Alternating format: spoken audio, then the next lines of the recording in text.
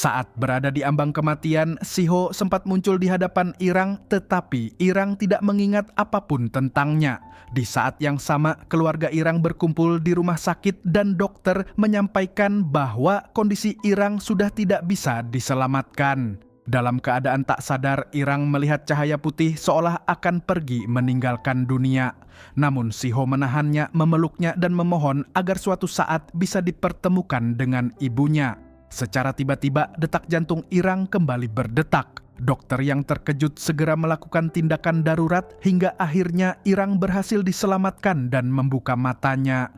Keluarga serta Nahyun merasa sangat lega melihatnya sadar kembali. Tak lama kemudian Irang dipuji sebagai pahlawan karena telah menyelamatkan seorang anak. Bahkan para reporter berdatangan ke rumah sakit untuk mengetahui kondisinya. Namun setelah sadar, tingkah Irang justru berubah aneh seolah dirasuki oleh Siho. Ia bertingkah seperti pahlawan yang sedang memamerkan kekuatan, membuat keluarganya hanya bisa tertawa melihat kelakuannya. Dabong bahkan merasa bangga pada pamannya. Di sisi lain, Nahyun justru merasa khawatir dan memilih bersembunyi ketika mengetahui keluarga Irang masih berada di dalam ruangan. Bongsu melihatnya tetapi membiarkannya. Siho kemudian mengungkapkan bahwa Nahyun tidak berhenti menangis saat melihat kondisi Irang sebelumnya. Irang hanya tersenyum ketika Nahyun akhirnya masuk dengan perasaan kesal karena Irang telah membahayakan dirinya sendiri. Sementara itu, Siho meminta izin untuk menemui Dabong karena merasa bosan berada di rumah sakit, tetapi Irang justru menyuruhnya untuk pulang.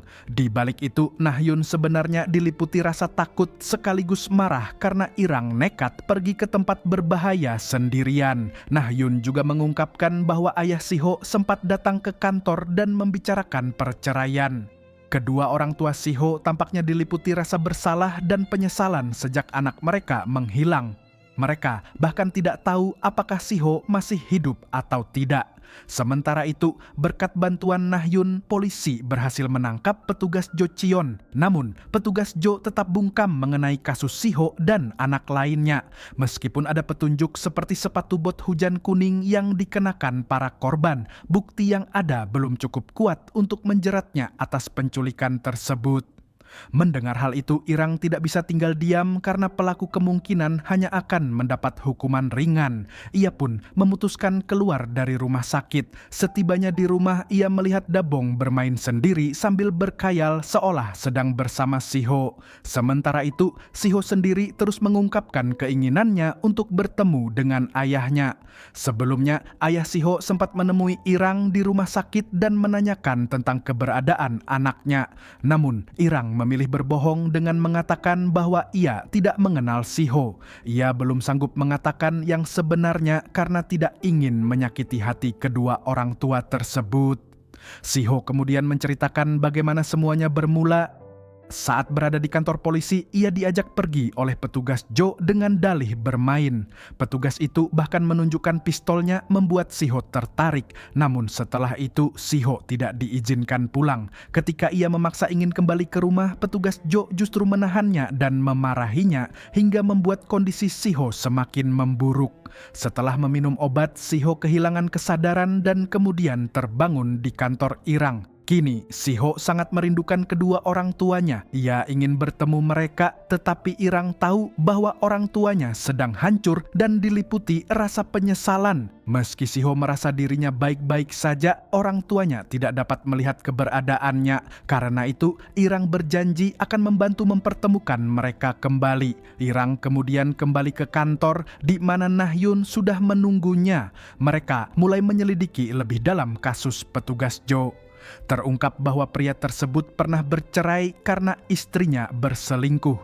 Ia juga memiliki seorang anak yang meninggal setelah jatuh dari apartemen.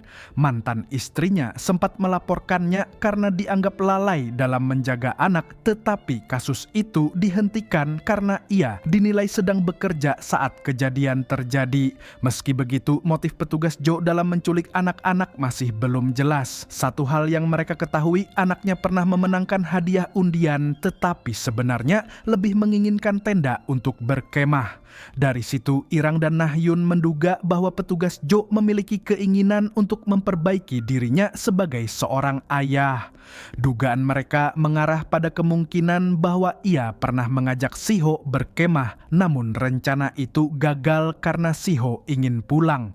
Hal itu mungkin memicu kemarahan petugas Jo. Akhirnya mereka menduga bahwa tempat perkemahan tersebut bisa menjadi lokasi di mana petugas Jo menyembunyikan jasad korban. Irang menyusun rencana untuk menghadapi petugas Jo secara langsung. Ia tidak datang sebagai dirinya sendiri, melainkan mencoba mengambil peran sebagai Siho. Bahkan, ia mengirim surat dengan tulisan tangan yang meniru Siho, berisi detail pengalaman yang hanya diketahui oleh korban. Hal itu membuat petugas Jo terkejut karena isi surat tersebut terlalu akurat. Sementara itu, Irang meminta Nahyun untuk pergi ke lokasi bumi perkemahan dan mencari jasad Siho. Ia menyadari bahwa petugas Jo masih terus bungkam, sementara pihak kepolisian tidak memberikan upaya maksimal dalam pencarian. Bongsu kemudian membantu dengan membagi tugas serta menyediakan alat pendeteksi logam untuk mempercepat pencarian barang bukti. Irang akhirnya bertemu langsung dengan petugas Jo dan mulai menekan mentalnya. Ia menyampaikan bahwa Siho seolah berada di sampingnya dan mengetahui semua yang telah terjadi. Irang menuduhnya telah menculik anak lain serta menyebabkan kematian Siho. Bagi orang lain, petugas Jo adalah penjahat keji, tetapi Irang mencoba menyentuh sisi kemanusiaannya sebagai seorang ayah. Ia mengingatkan betapa hancurnya perasaan orang tua Siho yang bahkan tidak dapat menemukan jasad anak mereka. Sebagai seorang ayah yang pernah kehilangan anak, petugas Jo seharusnya memahami rasa sakit tersebut.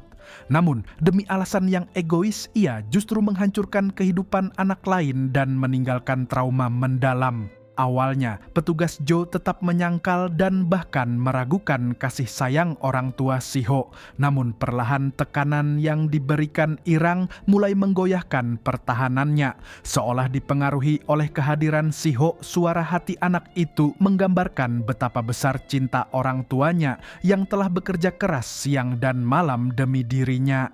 Mendengar itu, hati petugas Jo akhirnya luluh. Ia menyadari kesalahannya, mengakui bahwa dirinya telah bertindak egois, bahkan mengabaikan kondisi Siho yang sebenarnya sedang sakit parah. Ia pun mengungkapkan bahwa dirinya sangat terkejut saat menemukan Siho sudah meninggal. Dengan penuh penyesalan, ia akhirnya meminta maaf dan menunjukkan lokasi jasad Siho. Berkat pengakuan tersebut, polisi berhasil menemukan jasad Siho. Kabar itu disampaikan kepada kedua orang tuanya yang kemudian diantar oleh Irang dan Nahyun ke lokasi penemuan. Di sana, suasana dipenuhi kesedihan sekaligus kelegaan karena akhirnya mereka bisa bertemu kembali dengan anak mereka. Di momen itu, seolah-olah Siho dapat berpamitan secara langsung. Irang telah menyiapkan segalanya untuk kepergian anak itu meskipun hatinya sangat berat. Siho sendiri memahami bahwa waktunya telah tiba. Ia mengungkapkan kekagumannya pada Irang dan mengingatkan bahwa untuk melindungi orang yang disayangi, seseorang tidak boleh menjadi lemah. Dengan bantuan Pastoran Matthew yang mencoba mencairkan suasana dengan kostum pahlawan, mereka berusaha membuat momen perpisahan menjadi lebih hangat. Akhirnya, Siho pun pergi dengan tenang dan penuh kebahagiaan. Setelah semua itu, mereka berkumpul untuk merayakan kesembuhan Irang. Suasana mulai kembali hangat, bahkan diselingi canda ringan di antara mereka. Hubungan di antara Irang, Nahyun, dan Bongsu pun semakin erat hingga akhirnya Bongsu resmi menjadi bagian penting dalam tim mereka. Di sisi lain, sebuah artikel muncul yang membahas keberanian Irang dalam membantu orang tua Siho menuntut keadilan atas kematian anak mereka. Hal ini menarik perhatian ayah Dugyong yang justru menanggapinya dengan senyuman misterius. Sementara itu, Dugyong menerima sebuah surat dari rumah sakit luar negeri tempat ayahnya pernah dirawat. Surat tersebut berisi pemberitahuan mengenai keputusan pemberhentian lanjutan medis yang sedang dijalani ayahnya, menandakan adanya rahasia lain yang mulai terungkap. Irang mengantar Nahyun pulang ke rumah. Di perjalanan, Nahyun kembali menyinggung hal yang sebelumnya ingin disampaikan Irang, namun selalu tertunda. Irang sendiri merasa bingung karena setiap kali hendak mengatakan sesuatu yang penting, selalu ada gangguan tak terduga, bahkan kehadiran roh yang mengacaukan momen tersebut. Nahyun kemudian mengajak Irang pergi ke suatu tempat karena ia juga ingin membicarakan sesuatu. Ajakan itu justru membuat Irang semakin cemas, mengira dirinya telah melakukan kesalahan hingga Nahyun ingin berbicara serius dengannya. Keesokan harinya, Irang diam-diam menyiapkan hadiah ulang tahun untuk Nahyun meskipun hari ulang tahunnya telah lewat. Nahyun sempat menelepon untuk menanyakan kegiatannya dan Irang menjelaskan bahwa ia akan menyerahkan surat gugatan kepada ayah Siho.